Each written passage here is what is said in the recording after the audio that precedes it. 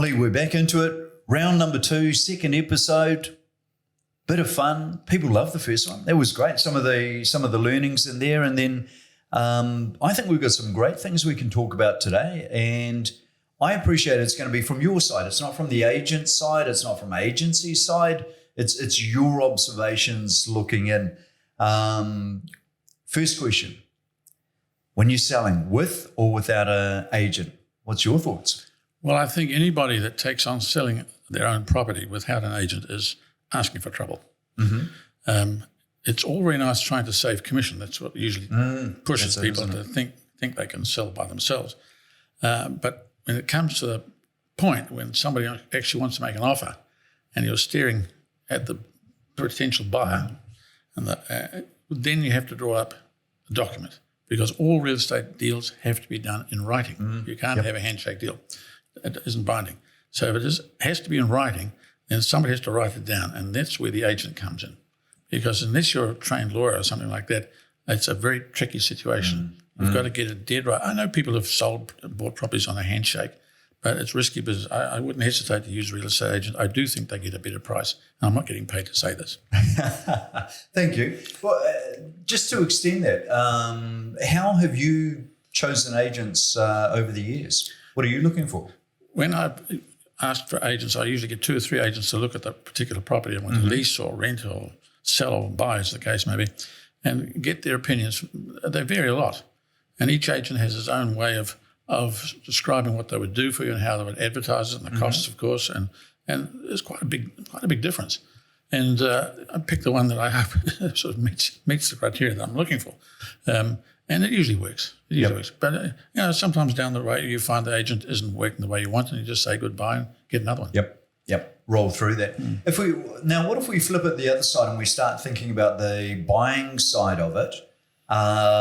Selling, you're going to choose the agent. Buying, I guess you're going to choose a bank or choose a lender. Thoughts around that? Banks, lenders, second tier? Yes, that's very interesting. If you need a lender, you need to borrow money, which most people do, then it's a good idea to go and talk to the bank you want. In fact, go and talk to several banks, not necessarily the bank that's been your bank for a while, because banks are competitive. And go and say, look, this is the type of property I want to buy. This is how much money I've got. This is how much we can afford, and myself, and my partner, or myself, and see what they offer and get written offers, pre-condition, pre-sales, whatever you like to call them, and compare them. You'll find quite a difference between the banks. At the moment, things are a bit tricky, but this will pass. And go with the bank that gives you the best deal. And have you? Has there been an evolution over time? Have you used brokers, mortgage brokers along the way, or direct? What's your feelings on that? I would use mortgage brokers if you're new to the game. I would definitely use mortgage brokers. It doesn't cost you anything. Mortgage brokers' services are usually free, and they will do the hassling with the bank, and they get paid their fee from whichever bank they get, and you can tell them things that perhaps the bank shouldn't hear. You can confess to the broker, and the broker may say, "Look, this is something you don't want to tell the bank." I'm being naughty there, but the broker will sort of sanitize what you said and present the best view to the bank and get you the best offer.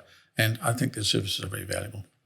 And has that changed over time? This is confession time. Has that changed over time? Back in the past, it would be more like, hide this, don't talk about this. And today, you've got to be obviously a bit more careful about being transparent. No, you mustn't hide things from the broker, because he'll get into trouble too. If he tells the bank something that you've hidden, it doesn't tell the bank something that you've hidden, and the bank finds out eventually that you've been telling lies, well, then you're in trouble. But you've got to polish the apple a little bit, okay? But it hasn't changed in the 60 years I've been in the game.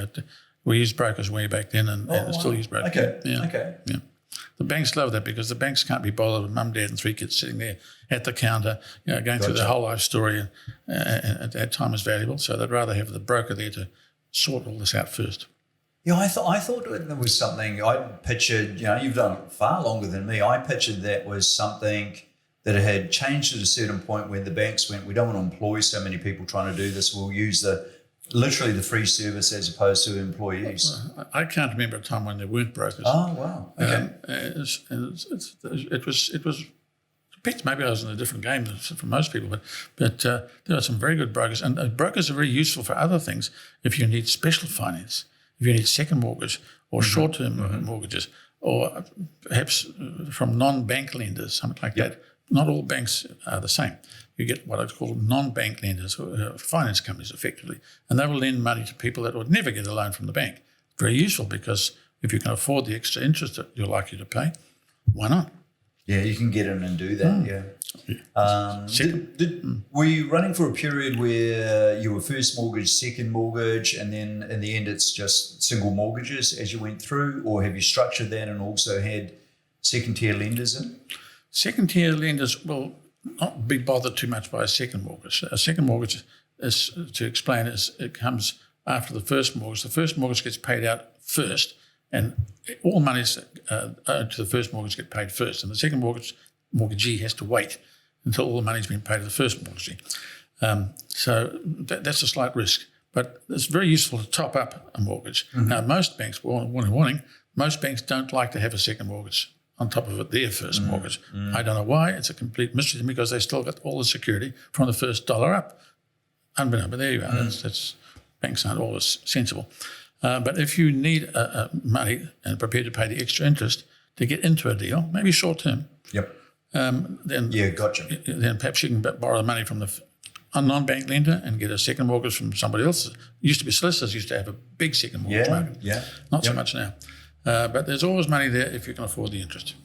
Remember when I was at school, Mum and Dad, they had first mortgage, second mortgage, and I think a credit union had chipped in something at the beginning, and you sort of structured the whole thing to try and get enough to get over the line. That's right. Way back in the 1960s, oh my gosh, a long time ago, it was very common for the vendor, the seller of the property, to leave a second mortgage in.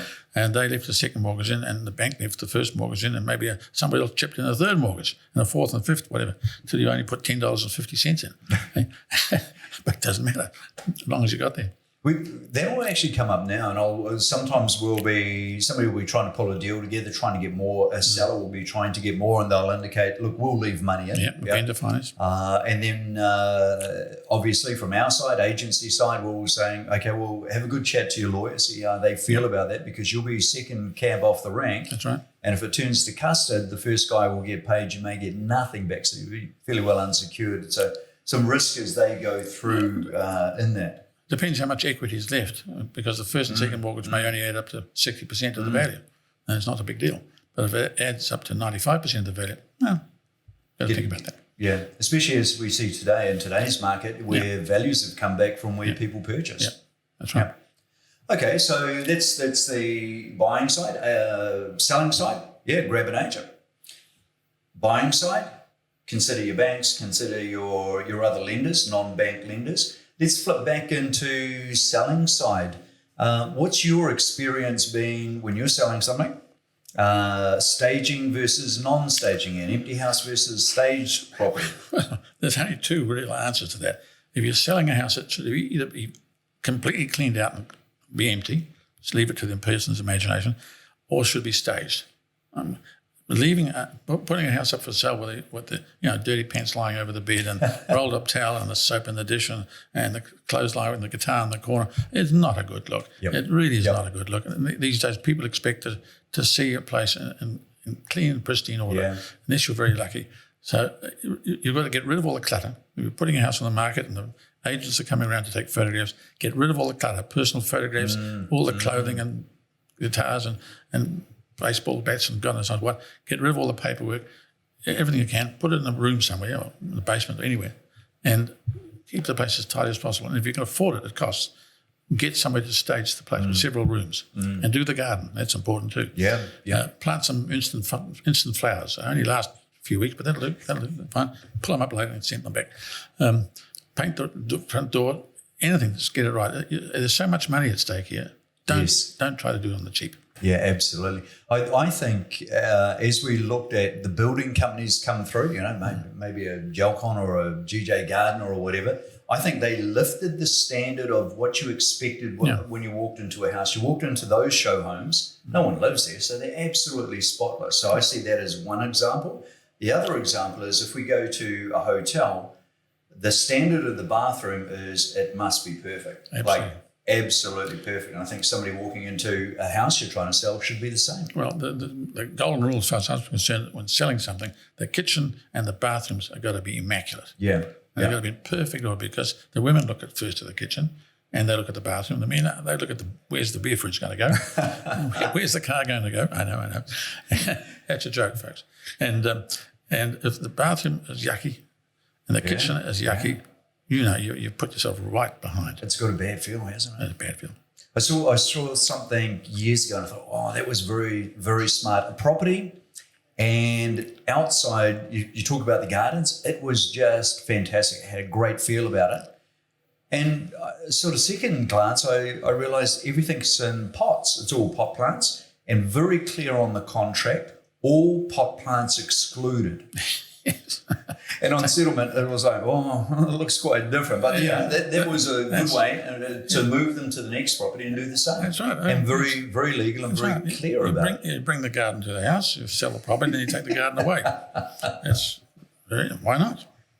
I'll tell you what stays, obviously, is the title, freehold versus cross lease. Yeah. The old-fashioned way of dividing up a section into smaller bits was devised sometime in the 1940s or 50s, I think, where you leased pieces of the land off and everybody got a piece of the lease. Mm-hmm. It worked. There's still a lot of it around. The problem is that the people, the buildings on this piece of leasehold land, they all share the same land. A specific area is carved off for your particular property, say. But if you want to do some alterations to your property, change the footprint of the property, you have to get permission of all the rest, which can be sometimes a bother. Not everybody's nice about things. And now, of course, you can't do cross lease. Everything has to be done. New titles have to be issued, and proper separate ownership papers, if you like, have to be issued. And before cross lease, way back then, another attempt was done by issuing company titles. The section was divided up into shares, and you bought so many shares, and those shares allowed you so much land on the property. And you still have a few lying around, which are still on company titles. Very rare, but quite common overseas, though. And these are difficult to mortgage. If you've got a company title then you probably never get a mortgage. If you've got a cross lease title, the bank will look sideways at the whole thing and maybe only give you 60% instead of 70%. If you've got an ordinary unit title, something like that, then you'll probably get the maximum they can get. Company shares about 500 metres up the road here. There's one in company shares. And that becomes, the first time somebody sees it, it becomes a bit of a difficulty getting their head around it, I think. If you own a company, you know what shares are. You know how it works. But it's not everybody's used to it. Have you over time purchased freehold, large sums? Have you cross-leased or cut any up? Have you reversed any and taken them from cross-lease back to freehold? No, I was not a developer. That's a developer's job. I didn't do that. It's too hard and too expensive. I'm far too lazy to do that. I like to buy them ready to go and clean up. I didn't do that. I may have done it. I can't remember. But I avoided being a developer. It's a different subject altogether. Being a developer, taking bare land and putting something on it and chopping land up, there's a nightmare to nowhere. I wouldn't do it. Basically, I'm a bit lazy. I just want to get over the job and get it done. And going into any sort of developing where you've got to spend time with the council and plans and architects and surveys and so on, I just start to sort of lose the will to live. So keep it easy. Why make it harder? This is why you've been able to do it since 1960. I know developers they burn out. Poor thing. God bless developers. I love them, but not for me, not for everybody. Normal developer, fantastic. Do really well until their last one. Oh yes, the profits in the last deal, and then the last one falls over. And the last one sinks them. It's a pretty rough game. Okay, so on your ones that you've done, renovation, so time to sell, or if you're, have you picked them up and literally flipped them or moved them on? So renovations adding value? I can only say what I did. And that I used to find houses which were tired. Okay. And the tired houses were meat and potatoes to me. I loved them. But not tired so that you have to spend a couple of years on it. Tired, need new bathrooms, new kitchens, carpet, wallpaper, paint. You learn tricks, If you had to paint the house, you paint the front, not the rest. People see it from the front. That's it. Have you painted? So I'm joking. It's a joke. Don't take it seriously.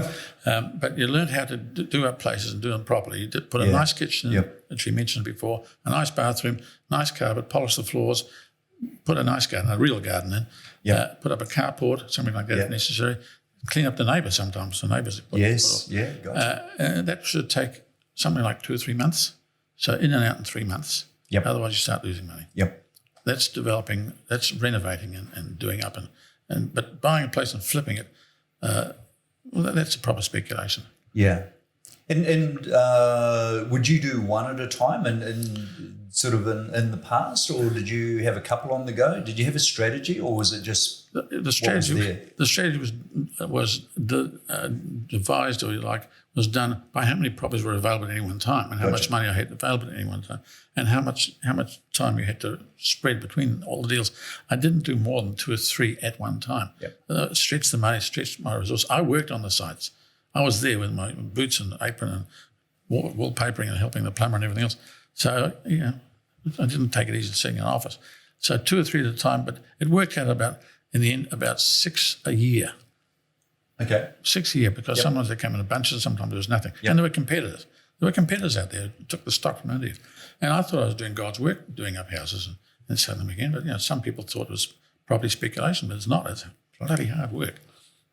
And somebody gets to buy something that they couldn't do themselves, and it's finished, and it's nice, and they move in and they enjoy your hard work. And if you can help with the finance in many cases.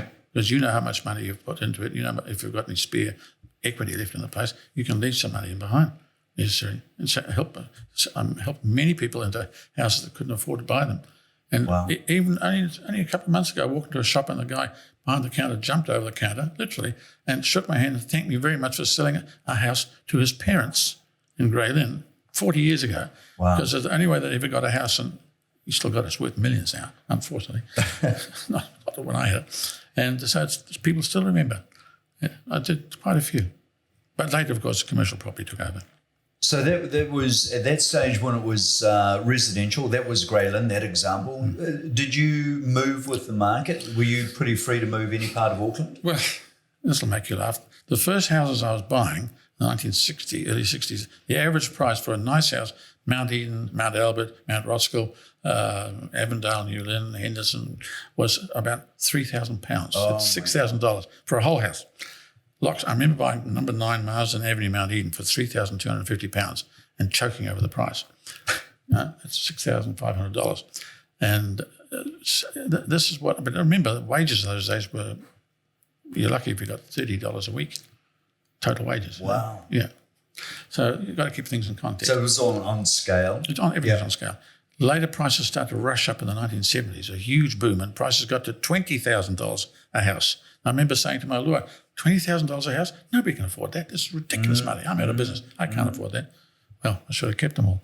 And that roared through 1970s, and then the oil shocks of the mid-70s put a cap on that, and it went quiet. And, of course, the government at the time, the Labor government at the time, brought in a property speculation tax that took 90% of any profit away from a property if you sold it and you weren't the owner. So that drove property prices up even higher. Sound familiar? Yep. And that was taken away by Muldoon in the late 1970s. I know this is going down memory lane, but I was there. This is very good. Yeah, I was there. I dealt with Muldoon, saw him many times. And he took that silly speculation tax away later. That's a whole story. I could go all day. And then property prices were flat until the early 80s, and there was a share market boom and a property price boom, and they roared up again, and that bust when the 87 crash came along. They went flat again into the 2000s, and then we had Asian crisis. People forgot about that. I did very well. I bought several houses and blocks of shops in that time from Asian people who were terrified. And by the way, the earliest Asian buyers in New Zealand were not Chinese, you may imagine, they were Japanese. The Japanese came to New Zealand in the 1970s, busloads of them. There was a huge boom in Japan, huge boom. And they were coming here in busloads and buying houses from the bus, not getting out of the bus. This house was out, buy it. This house was out, buy it. Then it all popped in about 1991. The whole Japanese economy went into freefall. You have to live through these times. Was that the post-war? Because we know China opened up in the 80s. America poured the money in. The factories changed and produced for the world, and that economy changed. I'm guessing Japan was post-war. Again, you've got the American influence. Yeah. And when I was a kid, everything that was pretty cool was Japanese, whether it was a car or a transistor radio. Yeah, well, we're going to go through that again, I'm sure. I don't know which country is going to be the dominant one. Take your pick. But it was interesting times. With the governments, I wondered about that with Muldoon. Do you see, we might get in trouble for this, Ollie, do you see a clear pattern, a difference between, sort of when we've got Labor in or when we've got National in? I appreciate those coalitions. Yeah. I find this, I don't want to be too political about these things, wink, wink, not. But the Labor parties, this was the same in the 1970s and the 1980s, Labor Party seems to be keen on creating and looking and anticipating things and bringing in legislation in anticipation of something. While the National Party, the Conservative lot, are more reactive. They wait till something happens before they actually do anything. That's a generalisation. And I've worked under both. I knew David Longy quite well. Oh, he was a nice guy. Yeah. He was a nice guy. He was in the wrong party, I think, but he was a nice guy. Yeah, I think so too. And I also knew Norm Kirk. Wow. Briefly, not too long. Big Norm. Big Norm, yeah. And the guy that came after him was Bill Rowling, he's dead now, so I can say he was dumb. But there we are. But it's very interesting that meeting these politicians because they're driven by ideology. Yes. You just can't get through that sometimes. Very much the same today, isn't it? Yeah. And the current lot. For one side of the house. Yeah. And it's interesting, but we don't want to go too far to this. Get in the trouble. This is a real estate show, not a political show. Yeah, well, next time we record, there'll be protests out the front or something as we go through. I've been through that.